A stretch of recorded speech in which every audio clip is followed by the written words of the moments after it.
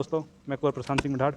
आज की इस वीडियो में हम बात करेंगे राणा सांगा के इतिहास को लेकर के। वह क्षत्रिय समाज पर आए दिनों आपत्तिजनक शब्द का प्रयोग किया जाता है। पहले इतिहास चोरी जैसे मुद्दे राजपूतों के ऊपर लगाए गए इतिहास चोरी को लेकर के आज क्षत्रिय समाज के महापुरुषों पर आपत्तिजनक शब्द बोले जाते हैं, उनको लेकर के हम चर्चा करेंगे, जिसमें हमारे साथ जुड़े हैं लेखक एवं इतिहासकार कुंवर अनिल सिंह। धन्यवाद जी धन्यवाद। आपका आभार कि आप पुनः आए और एक अच्छा वीडियो जो आप सार्थक वीडियो समाज के लिए बनाते रहते हैं, जी जी तो उसका मैं समाज के सभी अपने बौद्धिक जगत से जुड़े लोग हैं उनकी तरफ से भी आपका आभार व्यक्त करता हूँ। जी, बहुत बहुत धन्यवाद आपका। जी, मेरा आपसे सबसे पहला प्रश्न है आज का कि वर्तमान समय में राणा सांगा को लेकर के अभद्र टिप्पणियाँ की जाती हैं महापुरुषों के नाम के साथ। ऐसा क्यों किया जा रहा है आज आपकी नज़रिए से, अगर हम देखें तो एक लेखक के रूप में? देखिए प्रशांत जी, कुछ दिनों पहले मैं इस विषय पे बोल भी चुका हूँ। जी, आज आप आए हैं। तभी मैं आपका इंटरव्यू लेने के लिए आया था। जब मैंने आपकी वो वीडियो देखी थी, तभी मैं उसके बाद आपका भी इंटरव्यू लेने। देखिए, जो महापुरुषों पर टिप्पणी की जी जाती है, जो मुझे लगता है उसके पीछे सबसे बड़ा जो कारण आज के टाइम में जो वास्तविक में नज़र आता है, उसका पीछे सबसे बड़ा कारण होता है राजनीतिक।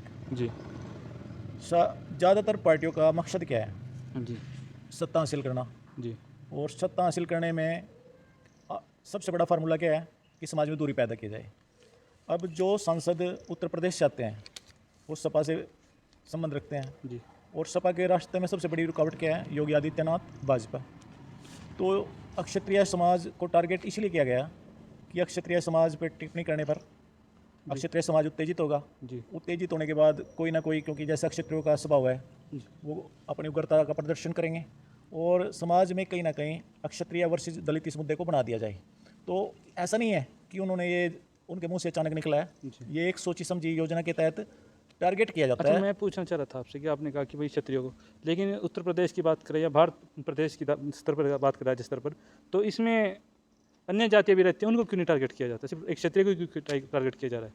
इसके पीछे भी दो सबसे बड़े कारण हैं। जी पहला तो कारण ये है कि इतिहास मूलतः है किसका। जी जब भी आप राजा महाराजाओं की बात करेंगे जी तो राणा सांगा जी की बात करेंगे, महाराणा प्रताप जी की बात करेंगे, जी बप्पा रावल जी की बात करेंगे, महाराणा कुंभा जी की बात करेंगे, छत्रसाल जी की बात करेंगे, ये सब लोग कौन है? जी तो सब के सब। वो सभी वैसे तो क्षत्रिय वर्ण से ही आते हैं, हाँ। लेकिन फिर भी इतनी जो हम अगर राजनीतिक मुद्दों की बात करें, लड़ाई की बात करें या विवाद पैदा करने की बात है, तो वर्तमान समय के मुद्दों को लेकर भी तो ये विवाद किया जाता है। तो महापुरुषों को लेकर के क्यों विवाद खड़े किए जाते हैं? मैं बताना चाहता हूँ कि महापुरुषों को लेकर विवाद क्यों किया जाता है। देखिए, जी पिछले 1000 सालों का जो संघर्ष है, जी ये हिंदू संस्कृति और आक्रांताओं का संघर्ष रहा। जी तो हिंदू संस्कृति में जो हमारे क्षत्रिय योद्धा थे, हमारे क्षत्रिय राजाओं थे, जी उन्होंने इस्लामी आक्रांताओं का सामना किया। तो लड़ाई जीती आई आ रही है, लेकिन सामना किन्होंने किया? क्षत्रियों ने क्षत्रियों किया। ने किया। जी अच्छा, बाकी मैं अगर क्षत्रिय पे, आपने कहा कि क्षत्रियों ने संघर्ष किया है, तो अगर राणा सांगा का अगर हम ऐतिहासिक दृष्टि से देखें तो उनका संघर्ष भरा जीवन कैसा था? उनका इतिहास में क्या योगदान रहा? देखिए प्रशांत जी, मेरा जी अभी उत्तर पूरा नहीं हुआ था पहले प्रश्न का, ये भी दूंगा। बे अक्षत्रिय पे ही टिप्पणी क्यों की जाती है? जी अब जब संघर्ष ही अक्षत्रिय राजाओं का रहा, किन के साथ? मुस्लिम आक्रांताओं के साथ। जी तो इस देश में एक विचारधारा ऐसी है, वो जानबूझ के एक प्रोपगंडा भी किया गया है और जानबूझ के उसको फैलाया भी गया है, वामपंथी विचारधारा के द्वारा लगा लो, या इस देश का एक जो नकली बौद्धिक वर्ग था, जी जिसमें उन्होंने क्या किया कि सारे इतिहास को इस्लामी इतिहास बना दिया। बाबर या मुगल या गुलाम वंश, उनको ही महिमा मंडित किया गया। हमारा जो हिंदू राजाओं का इतिहास था, हिंदू संस्कृति का इतिहास था, उसको छिपा दिया गया। जी तो वे लोग यही चाहते हैं कि बाबर को मान घोषित करना है, अकबर को मान घोषित करना है, या औरंगजेब को मान घोषित करना है। तो उनको मान घोषित करने के लिए जिन्होंने उनके साथ संघर्ष किया था, जी महाराणा सांगा जी हुए, महाराणा प्रताप जी हुए, शिवाजी हुए छत्रपति, या अपने गुरु गोविंद जी, या हाँ, बहुत से असंख्य। ठाकुर मोहन सिंह भंडारा के बाबर के साथ युद्ध हुआ था उस टाइम मैं में। कहता हूँ कि असंख्य वीर योद्धा, हिंदू योद्धा, जी जी उन सबको टारगेट इसीलिए किया जाता है ताकि दूसरों का महिमा मंडन किया जाए। इसके पीछे केवल और केवल राजनीति है, वोट बैंक की राजनीति है। राणा सांगा का जो इतिहास था, उसको लेकर के आपका एक लेखक हैं, इतिहासकार हैं, उसकी दृष्टि में आप कैसे समझते हैं कि राणा सांगा का क्या भूमिका रही है इतिहास की देखिए, जो मेरी अपनी समझ है, दृष्टि? जी भारत में मान एक से एक मान योद्धा हुए, जी भगवान राम से लेकर और वर्तमान काल तक। जी तो जो मान पराक्रमी योद्धाओं की अपनी एक पूरी की पूरी श्रृंखला है, जी उसमें महाराणा सांगा है ना, मानतम योद्धाओं में ही आते हैं। जी एक ऐसे मानतम योद्धा, एक ऐसे नायक, जो सांगा जी हमारे जी महाराणा सांगा जी अपने मेवाड़ राजवंश के जो प्रसिद्ध योद्धा हुए, जी उसमें 5-6 मुख्य नायकों के आप नाम ले सकते हैं। बप्पा रावल जी, महाराणा कुमान जी, महाराणा कुंभा जी, महाराणा लाखा जी, जी महाराणा प्रताप जी। तो महाराणा संगा उन 5-6 की जो अपनी एक श्रेणी है, जी, जो श्रेष्ठ उद्योग श्रेष्ठ योद्धाओं की श्रेणी है, जी उनमें भी महान योद्धा हैं। जी और महाराणा प्रताप के अगर कोई रोल मॉडल थे जी जिनसे उन्होंने प्रेरणा प्राप्त की, तो राणा सांगा जी थे। जी राणा सांगा जी एक संपूर्ण योद्धा थे। विश्व के इतिहास में ऐसे कितने योद्धा आपको मिलेंगे जिनका हाथ भी कट गया हो, टांग भी कट गई हो, एक आंख भी खो चुके हो, और उस शरीर पर सिका हो, उसके बाद भी लड़ता रहे। जी तो ऐसे महान योद्धा पर जिन्होंने भी टिप्पणी की है, एक तरह से उन्होंने पूरे हिंदू समाज को ही नीचा दिखाया है। केवल राजपूत योद्धा को नहीं नीचा दिखाया, उन्होंने पूरे हिंदू समाज को नीचा दिखाया है। राणा सांगा जी के विशेष बात देखिए आप, जी जब बात इतिहास की कर रहे हैं हम, राणा सांगा जी ने जितनी भी लड़ाई लड़ी, जी जो मैं विशेष बात बताना चाहता हूँ, वो मेवाड़ से हमेशा 300-400 किलोमीटर दूर जाके लड़ी है। जी, किसी में भी इतनी हिम्मत नहीं थी कि मेवाड़ के पास तक पहुँच सके। यानी इतना मजबूत शासन इतने करना। मजबूत शासक थे कि उन्होंने चाहे मालवा, गुजरात या इब्राहिम लोदी को उन्होंने 2-2 बार हराया, और यहीं बिल्कुल दिल्ली के पास आके हराया। जी उसको कैद किया, उसके लड़के को कैद किया, छोड़ दिया। रही बाबर की, तो बाबर जिसको नाम ही बाबर रखा गया था, यानी बब्बर शेर माना जाता था, जी जी उसको बयाना की लड़ाई में इतनी बुरी तरह हराया था कि बाबर को है ना अपनी सेना रोकनी मुश्किल हो गई थी। जी उसने गजवा हिंद और पता नहीं कौन कौन से धार्मिक नारे लगा के अपनी सेना को लड़ने के लिए फिर दोबारा तैयार किया। और खानवा का युद्ध होता है। जी खानवा के युद्ध में क्या हुआ, राजपूत सेना और बाबर की सेना में क्या अंतर था सबसे बड़ा? जी हमारे लोग केवल उस टाइम तक तलवारों पे, जी जी, हाँ, तलवार और भालों पराश्रित के भालों उस दम से पर- लड़ाई लड़ते थे।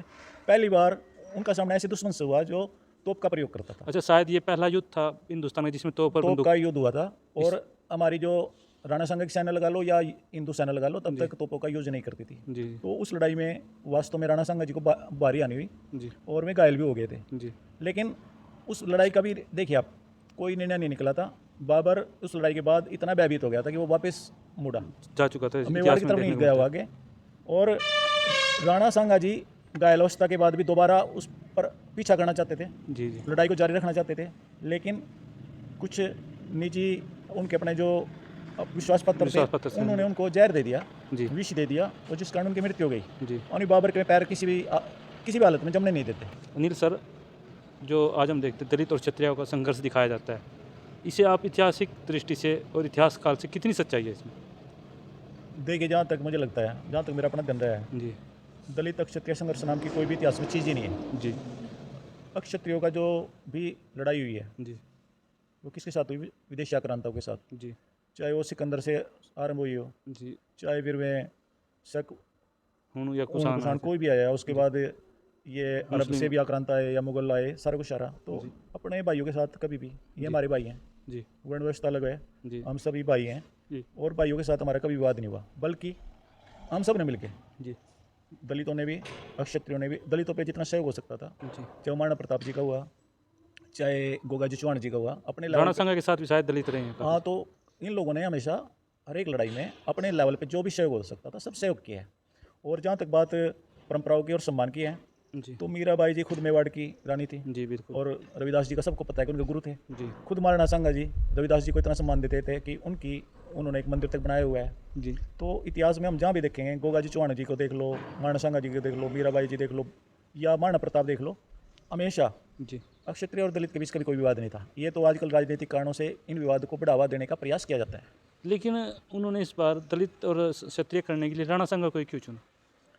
देखिए, अभी कुछ दिन पहले औरंगजेब जी जी बिल्कुल। का और जो छावा फिल्म आई जी। थी, उसमें औरंगजेब और ये जो संभाजी महाराज का एक वृत्तांत दिखाया दृश्य चल रहा था। उसके एक देश में एक है ना, कुछ लोग औरंगजेब के पक्ष में बोल रहे थे, कुछ संभाजी महाराज के। जी तो जो भी रहा, जी सीधा सीधा मैं तो ये कहूँगा कि संभाजी महाराज भी हिंदू नायक हैं जी और महाराणा सांगा भी हिंदू नायक है। वो केवल और केवल ध्यान भटकाने के लिए या राजनीतिक कारणों से महाराणा सांगा को टारगेट। लेकिन हमने इस बार देखा कि जो क्षत्रियों के साथ दलित थे अक्सर विरोध में ही दिखते थे, लेकिन इस बार क्षत्रियों के समर्थन में सबसे ज़्यादा दलित आ रहा है राणा संघ को लेकर के।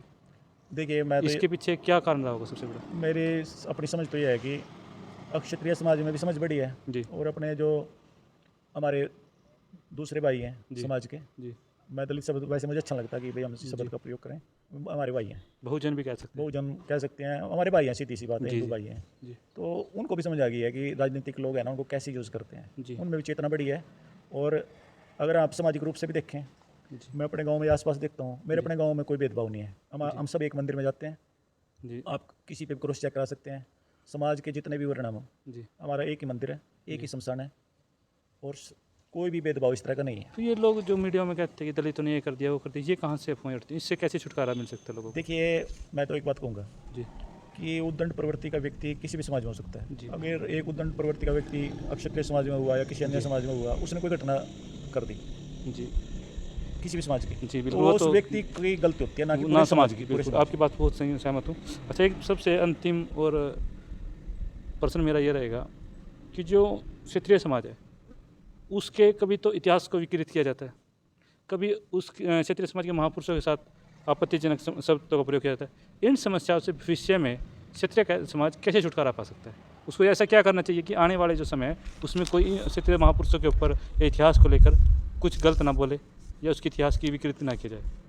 देखिए, इसमें 2-3 पहलू भी बात करेंगे हम। जी एक तो सबसे पहले तो क्षत्रिय समाज को जागरूक होना पड़ेगा। जी उन लोगों एक बात देखनी पड़ेगी कि पिछले 70-75 साल में राजनीतिक कारणों से लगा लो या हमारी हम सोए सामाजिक भूल के कारण लगा। सामाजिक भूल लगा लो कि हमने हमारे जो बंधु थे जी उनके हमारे बीच में एक गैप बढ़ाया गया और हम देखते रहे, जी, हमने उस गैप को बढ़ने दिया। मतलब पीढ़ी दर पीढ़ी मतलब चलता रहा, हमने संशोधन नहीं किया उसमें। उनके मन में हमारे प्रति गलत धारणा डाली गई जी, और हमने वो प्रयास भी नहीं किया कि उन गलत धारणा को हटाया खत्म जाए। किया है। जी तो हमें आगे बढ़ना पड़ेगा, जी अपने भाइयों के और हमारे बीच में जो दूरी है उसको दूर करना पड़ेगा, शिक्षित होना पड़ेगा, जी और हमें इतिहास का अध्ययन भी करना पड़ेगा। जी इतिहास का अध्ययन इसलिए आवश्यक है कि मुझे जो लगता है, मैं अपने जीवन काल में हमने महाराणा प्रताप की जयंती के अलावा कोई कार्यक्रम नहीं देखा। जी।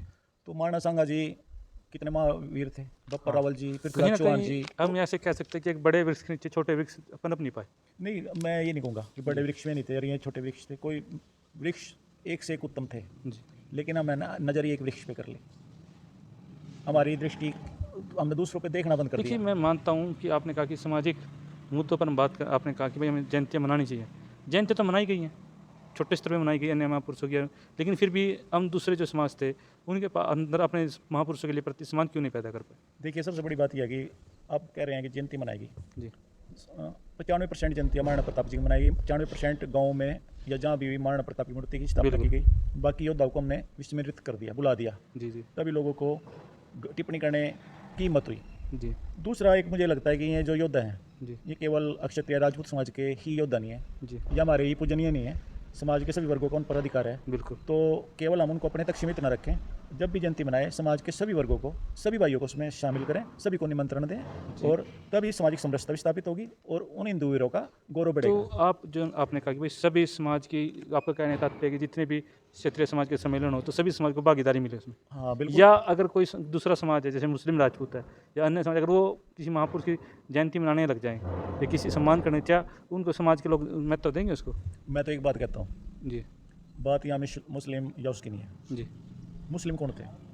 यही के थे, अगर आज उनकी 6-7 पीढ़ी पहले चले जाएं, वो हिंदू ही तो थे। बिल्कुल। और हमारे बहुत सारे वरिष्ठ जो विद्वान लोग हैं, जी। वो यही तो कहते हैं कि आप मूल तो आपका जो था वो हिंदू ही था, जी जड़ तो आपकी हिंदू थी, जो महापुरुष थे वे आपके भी तो थे। बिल्कुल तो मुस्लिम हो या हिंदू हो, उन्हें ये पता होना चाहिए कि हमारा अपना कौन है, पराया कौन है। बाबर औरंगजेब यहाँ के नहीं थे, बिल्कुल। लेकिन महाराणा सांगा यहाँ के थे, हाँ जी, महाराणा प्रताप यहाँ के थे, शिवाजी यहाँ के थे। वो मुस्लिमों के भी उतने ही हैं और हिंदुओं के भी उतने ही हैं, तो सब करे कार्यक्रम, उसमें क्या बुराई है? तो आप हमारे दर्शकों को अंतिम संदेश क्या देना चाहेंगे एक बार? अंतिम संदेश तो मेरा यही है कि जो हिंदू योद्धा हैं, मैं किसी भी एक जाति के नहीं हैं, जितने भी हिंदू योद्धाओं की जयंतियाँ मनाई जाएँ, प्रोग्राम किए जाएँ, तो वे हम सब के लिए पूजनीय है। हम सबको एकत्रित होकर उन कार्यक्रमों में शामिल होना चाहिए। और ये जो जातिगत लड़ाई है जी जो समाज में बढ़ाई गई है जानबूझ के वोटों के कारण, वोट प्राप्ति के लिए, जी, उन पे तभी हम आघात कर सकते हैं कि हिंदू समाज एकजुट हो और अपने वीर नायकों का सम्मान करना सीखे। जी आपका बहुत बहुत धन्यवाद, आपका भी धन्यवाद। आप हमारे साथ जुड़े और आपने अनिल जी के विचार सुने। इन्होंने कहा कि सभी जातियों को एक साथ महापुरुषों के सम्मान में आना चाहिए एक प्रोग्राम में या एक समारोह के अंदर। ये नहीं कि अलग अलग जातियाँ अलग अलग स्तर पर या अलग अलग महापुरुषों की जयंतियाँ मनाती है और अपने समाज तक सीमित रखती है।